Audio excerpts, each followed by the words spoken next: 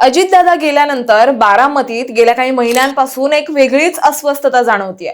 अजित पवार यांच्या निधनानंतर पक्षातलं नेतृत्व, स्थानिक कारभार आणि जनतेच्या अपेक्षा या सगळ्यांचं समीकरण अजून पूर्णपणे हवं तसं स्थिरावलेलं नाहीये।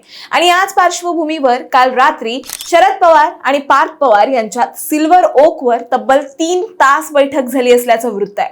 आणि सध्या दुसरीकडे बारामतीकरांचं पवार कुटुंबियासाठींचं एक पत्रही सध्या सोशल मीडियावर प्रचंड व्हायरल झालंय।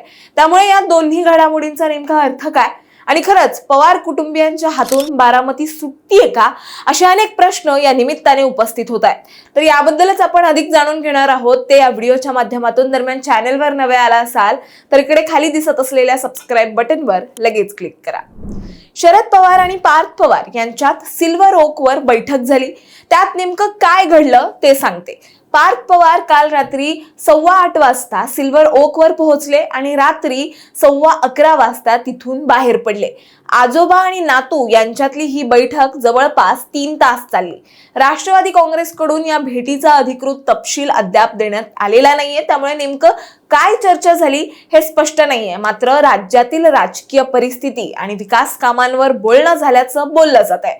तर एक महत्त्वाचा संदर्भ यात जोडला जातोय तो म्हणजे या बैठकीच्या 15 दिवस आधीच सुप्रिया सुळे यांच्या कन्या रेवती सुळे यांच्या रिसेप्शन मध्ये संपूर्ण पवार कुटुंब एकत्र आलं होतं। त्यानंतर लगेचच ही भेट झाल्यानं राजकीय वर्तुळात उत्सुकता वाढली आहे, कारण पार्थ पवार आता केंद्रात जाणार असल्याच्या चर्चा देखील राजकीय वर्तुळात सुरू झाल्या आहेत। तर जसं की आपल्याला माहिती आहे, मोदी सरकारचा पहिला केंद्रीय मंत्रिमंडळ विस्तार लवकरच होण्याची चर्चा आहे। दरम्यान मोदी मंत्रिमंडळाचा लवकरच विस्तार होणार आहे आणि यावेळी अजितदादा गटाला एक मंत्रिपद मिळण्याची शक्यता आहे। या मंत्रिपदासाठी पार्थ पवार यांचं नाव सर्वात आघाडीवर असल्याचं सांगितलं जात आहे। शरद पवार आणि पार्थ पवार यांच्या बैठकीत त्या अनुषंगाने ही चर्चा झाली असावी असं सांगण्यात येत आहे। मात्र या वृत्ताला अद्याप कुणीही दुजोरा दिलेला नाहीये।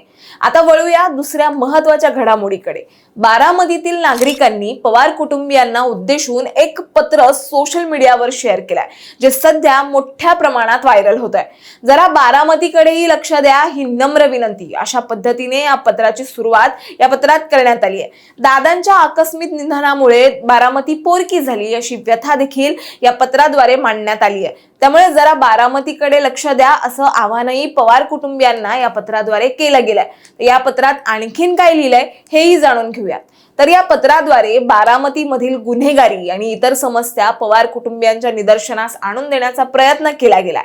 तर दादांच्या आकस्मिक निधनामुळे बारामती पोरकी झाली अशी व्यथा देखील या पत्राद्वारे मांडण्यात आली आहे। बारामतीमध्ये गुन्हेगारी वाढतीये, नागरिकांच्या मनात असुरक्षिततेची भावना निर्माण होतीये असं देखील या पत्रात नमूद करण्यात आलंय। दरम्यान या पत्रावर प्रतिक्रिया देताना युगेंद्र पवार यांनी एक महत्त्वाचं वक्तव्य केलंय।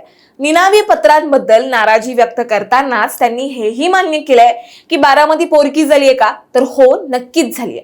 दादांनी जी नाळ बारामतीकरांशी जोडली होती तसं पुन्हा होणं शक्य नाहीये। गुन्हेगारी वाढल्याचा आणि अजितदादांचा जो वचक होता तो आता राहिलेला नाहीये असा थेट आरोपही त्यांनी यावेळी केलाय। शेवटी काय, बारामतीकरांनी लिहिलेलं हे पत्र फक्त काही ओळींचं मजकूर नाहीये, तर एका शहराच्या मनातली अस्वस्थता आहे। दादा असताना ज्या शहरावर एक ठाम वचक होता तिथेच आज नागरिकांना स्वतःहून आवाज उठवावा लागतोय। हीच खरी बारामतीची सद्यस्थिती सांगून जाते। युगेंद्र पवार यांनी स्वतः जी कबुली दिली तीच या पत्रामागची खरी भावना अधोरेखित करते। त्यामुळे प्रश्न फक्त एका पत्रापुरता उरत नाहीये, तर बारामतीची सूत्र आणि तिथला विश्वास टिकवून ठेवण्याचं मोठं आव्हान आता पवार कुटुंबियांसमोर उभं आहे। तुम्हाला काय वाटतं, बारामती खरंच पवार कुटुंबियांच्या हातातून सुटतीये का, हे आम्हाला कमेंटमध्ये नक्की सांगा। आणि अशाच माहितीपूर्वक व्हिडिओ बघण्यासाठी लगेच सबस्क्राइब करा प्राईम टाइम महाराष्ट्रला।